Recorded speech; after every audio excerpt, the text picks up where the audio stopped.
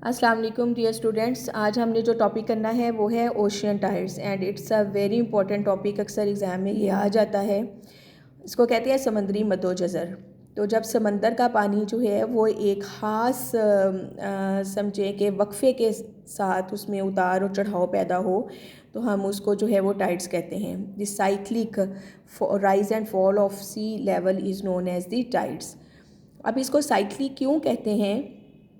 क्योंकि एक ख़ास पीरियड में जो है वो इसमें एक राइज़ आता है और एक फॉल आता है, यानी एक ट्रफ बनती है और एक क्रस्ट बनती है। जिस तरह से कल मैंने आपको लेयर्स वेव्स का बताया था कि उसमें एक क्रस्ट होती है और एक जो है वो ट्रफ होती है।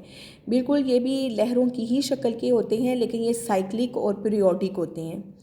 अब तीन ऐसी वजूहात बताई जाती हैं जो कि टाइड्स के बनने का सबब बनती हैं। एक इसमें ज़मीन की महवरी गर्दिश है, एक चाँद की क़ुव्वत का ये चाँद की तरफ से कशिश शकल का असर है, और एक सूरज की तरफ से कशिश शकल का जो है वो असर है। अब आपने इससे पहले जो है वो फ़िज़िक्स में न्यूटन का लॉ पढ़ा होगा कि कायनात में पाए जाने वाले दो अजसाम के दरमियान जो है वो कशिश की क़ुव्वत होती है, जो कि उनके मैसेज के बराबर होती है, और डिस्टेंस यानी मैसेज के डायरेक्टली प्रोपोर्शन होती है और डिस्टेंस के इन्वर्सली प्रोपोर्शन होती है। यानी डिस्टेंस कम होने से फोर्स ऑफ अट्रैक्शन बढ़ती है और डिस्टेंस ज़्यादा होने से फोर्स ऑफ अट्रैक्शन कम होती है। तो यही फोर्स ऑफ अट्रैक्शन है जो कि ज़मीन, चाँद और सूरज के दरमियान में मौजूद है, जिसकी वजह से ज़मीन पर मौजूद समंदरों के पानियों में हाई टाइड्स और लो टाइड्स पैदा होती हैं, जिनको हम मद्दोजज़र कहते हैं। अब ये आपको पता है कि जब हमने वेरी फर्स्ट चैप्टर किया था तो उसमें मैंने आपको बताया था कि तमाम प्लैनेट्स जो हैं वो भी बेज़वी शक्ल के होते हैं और उनके मदार भी बेज़वी शक्ल के ही होते हैं, यानी वो बिल्कुल गोल नहीं होते। और हर प्लैनेट जो है जब वो सूरज के इर्द गिर्द मूव करता है तो दो ऐसे पॉइंट्स आते हैं जब वो सूरज के करीब तरीन होता है, और दो पॉइंट्स ऐसे आते हैं जब वो सूरज से दूर तरीन होता है। तो क्योंकि ज़मीन 24 घंटों में एक चक्कर सूरज के इर्द गिर्द जो है वो पूरा करती है, तो इस तरह से क्या होगा कि दो दफ़ा सूरज के करीब आएगी ज़मीन और दो दफ़ा दूर हटेगी। जब दो दफ़ा करीब आएगी तो फोर्स ऑफ अट्रैक्शन बढ़ेगी। डिस्टेंस कम होने से force of attraction between the sun and the earth जो है वो बढ़ेगी, जिसकी वजह से समंदर के पानी में हाई टाइड्स जो हैं वो पैदा होंगी। ठीक है। और दो दफ़ा जब वो दूर होगी तो फोर्स ऑफ अट्रैक्शन कम होने की वजह से समंदर के पानी में दो दफ़ा लो टाइड्स पैदा होंगी। यानी ज़मीन पर मौजूद समंदरों के पानियों में दो दफ़ा हाई टाइड्स पैदा होती हैं 24 घंटों में, और दो दफ़ा जो हैं वो लो टाइड्स जो हैं वो पैदा होती हैं। यानी एक हाई टाइड का दूसरी हाई टाइड से तकरीबन 6.25 घंटे का जो है वो फ़र्क जो है वो बनता है। अब बात क्या आ जाती है कि जो डिस्टेंस के हवाले से मैं आपसे बात कर रही थी कि जो सूरज और चाँद, अगर हम इन दोनों चीज़ों को कंपेयर करें कि इनमें से कौन ज़मीन के ऊपर ज़्यादा टाइड्स पैदा करने का सबब बनता है, तो इसमें चाँद जो है वो सूरज की निस्बत ज़्यादा रोल प्ले करता है। हालांकि चाँद जो है वो ज़मीन से भी बहुत छोटा है, सूरज से तो बहुत ही छोटा, यानी ज़मीन सूरज से बहुत छोटी और चाँद ज़मीन से बहुत छोटा है। लेकिन the distance between the sun and the earth and the distance between the moon and the earth, उसमें बड़ा डिफरेंस है। जो आपका सूरज है वो ज़मीन से बहुत दूर है, 93 मिलियन माइल्स अवे। ठीक है। जबकि चाँद जो है वो सूरज की निस्बत जो है वो करीब है। ठीक है। तो जो रोल ऑफ मून है वो ज़्यादा है टाइड्स पैदा करने में एज़ कंपेयर टू दी सन। अब जो आपका चाँद है वो ज़मीन के इर्द गिर्द जो है वो बेज़वी मदार में जो है वो हरकत कर रहा है। ठीक है। और चाँद जो है वो भी क्योंकि उसका मदार या उसका पाथ भी बेज़वी है, तो दो दफ़ा वो फिर ज़मीन के करीब होता है और दो दफ़ा ज़मीन से दूर होता है। ये इस डायग्राम को आप देखें। ठीक है। ये डायग्राम है, इसमें ये ज़मीन शो की हुई है, ये इसमें चाँद शो किया हुआ है। तो ये इस पूरे एक चक्कर में ये दो दफ़ा सूरज के करीब आता है ज़मीन के करीब आता है और 2 दफ़ा ज़मीन से दूर हटता है। जब ये 2 दफ़ा ज़मीन के करीब आएगा तो ये हाई टाइड से के पैदा होंगी। ठीक है, ये जो उबार नज़र आ रहे हैं ये समंदर के पानी और सूरज के दरमियान, चाँद के दरमियान अट्रैक्शन की वजह से ये टाइड्स शो की हुई हैं कि ये टाइड्स पैदा जो हैं वो हो रही हैं। और जब वो दूर होगा तो यही जो पानी है ये नीचे की तरफ जो है वो मूव करेगा, यानी ये जो ऊपर की तरफ यूं ऊपर हो रहा है फिर यूं नीचे होगा, इसकी ये शेप बनेगी जैसे ये वेव्स की होती है। ये फोर्स ऑफ अट्रैक्शन की सूरत में पानी यूं, और यानी फोर्स ऑफ अट्रैक्शन जब बढ़ेगी, जब हाई टाइड्स पैदा होंगी तो ये सिचुएशन होगी, जब लो टाइड्स पैदा होंगी तो ये सिचुएशन होगी। इस तरह से एक हाई टाइड और एक लो टाइड मिलकर जो है वो मद्दोजज़र जो है वो बनाएगी, तो ये भी सिलसिला जारी रहेगा।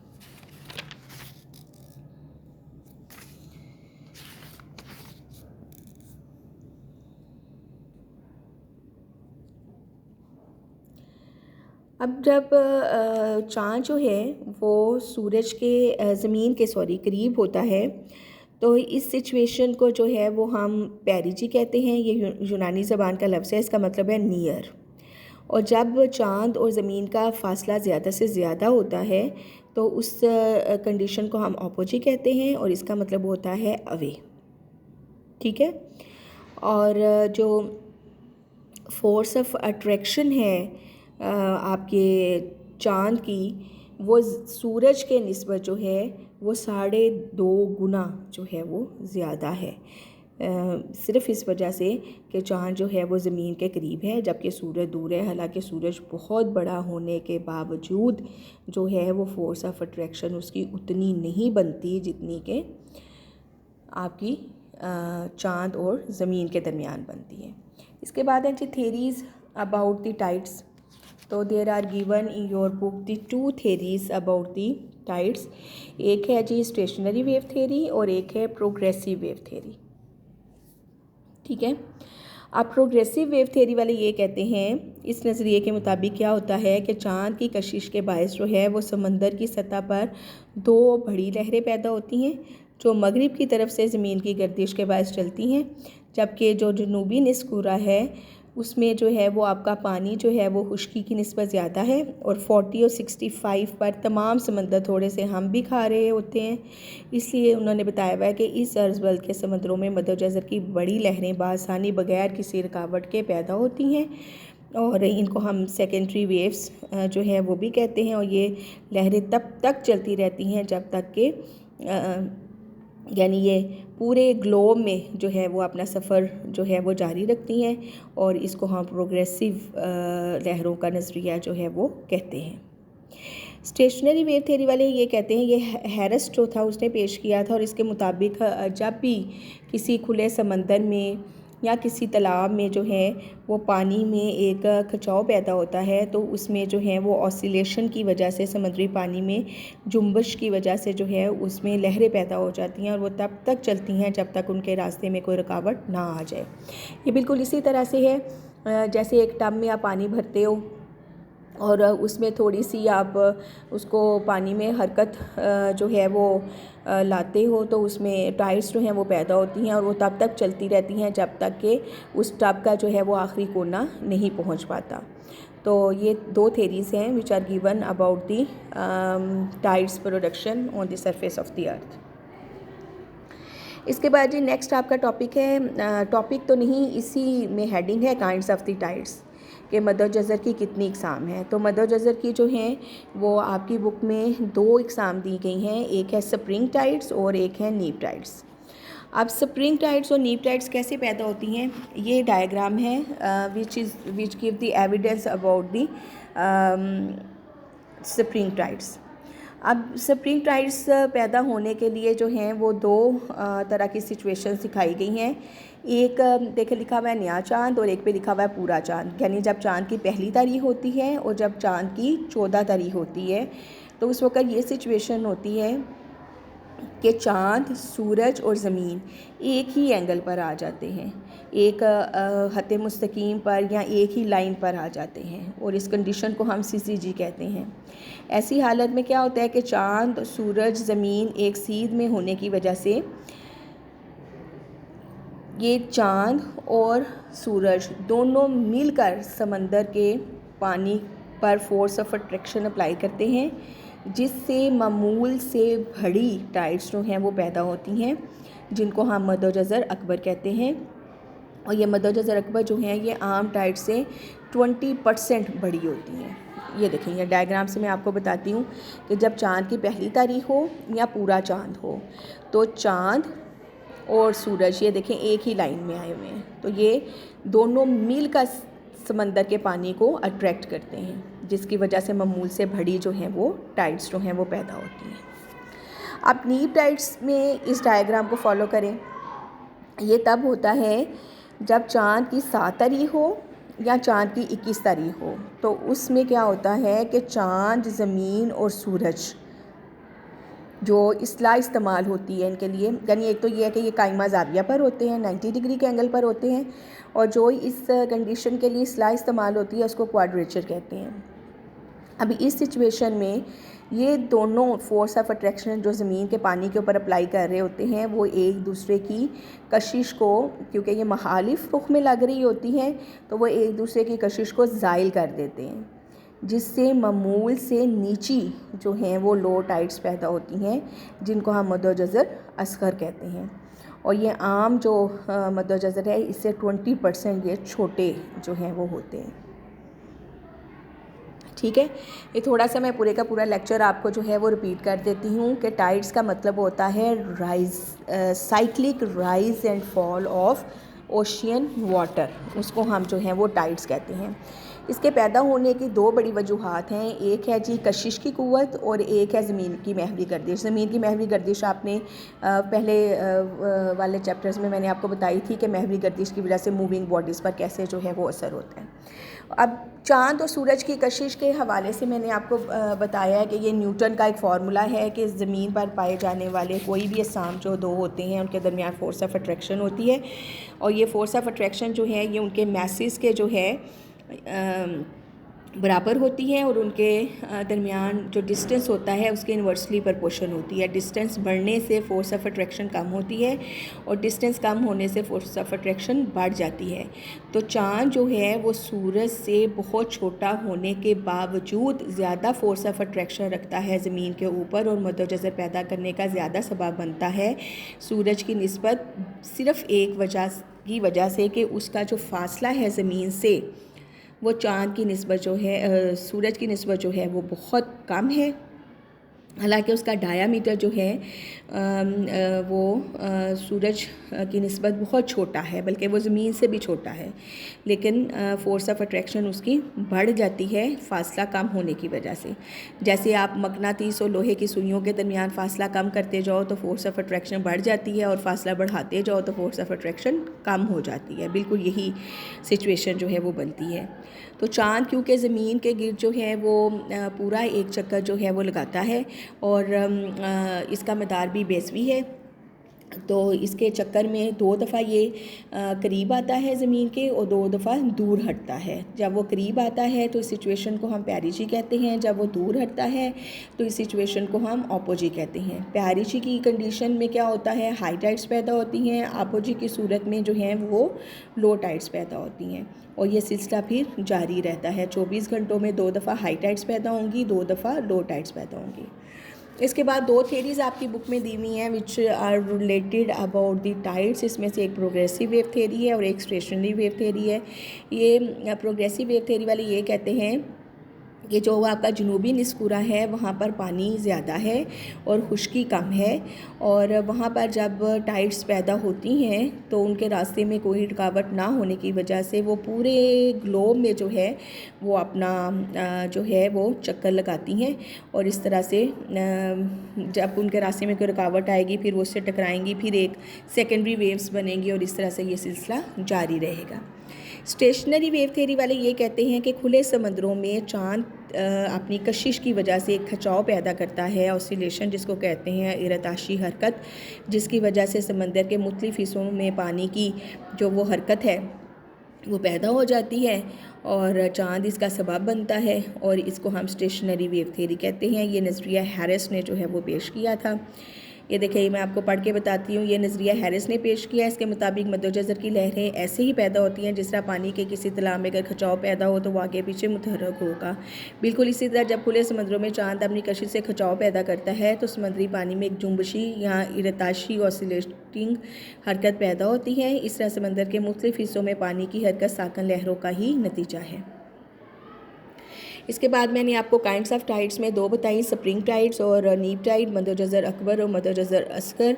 मद्दोजज़र अकबर जो है स्प्रिंग टाइड चांद की 1 तारीख को और चांद की 14वीं तारीख को यानी न्यू मून और फुल मून की कंडीशन में पैदा होता है, जब चांद, ज़मीन और सूरज एक ही एंगल पर आते हैं, एक खत्त मुस्तकीम पर होते हैं, तो ये दोनों मिलकर ज़मीन के पानी को अट्रैक्ट करते हैं, जिसकी वजह से जो है वो हाई टाइड्स पैदा होती हैं, जो कि मामूल की टाइड से 20 गुना जो है वो बड़ी होती हैं, 20% बड़ी होती हैं। मद्दोजज़र अकबर जो है वो सूरज की चाँद की 7 और 21 तारीख को पैदा होते हैं, जब चाँद, ज़मीन और सूरज जो हैं वो एक दूसरे के ऊपर 90 के एंगल पर आते हैं। इसको क्वाड्रेचर कहते हैं। इससे क्या होता है कि इन दोनों की कशिश की क़ुव्वत जो है वो मामूल से कम हो जाती है, क्योंकि ये मुखालिफ समत में समंदर के पानी, मून इस तरफ को अट्रैक्ट कर रहा है, सूरज इस तरफ को अट्रैक्ट कर रहा है, जिसकी वजह से फोर्स ऑफ अट्रैक्शन एक दूसरे के साथ कैंसिल हो जाती है। नतीजे के तौर पर मामूल से नीची जो हैं वो टाइड्स पैदा होती हैं, जिनको हम लो टाइड्स या ये नीप टाइड्स कहते हैं, और ये मामूल से 20% छोटी होती हैं। सारे लेक्चर को ध्यान से सुने। अगर कोई मसला हो तो कमेंट बॉक्स में मुझसे पूछें।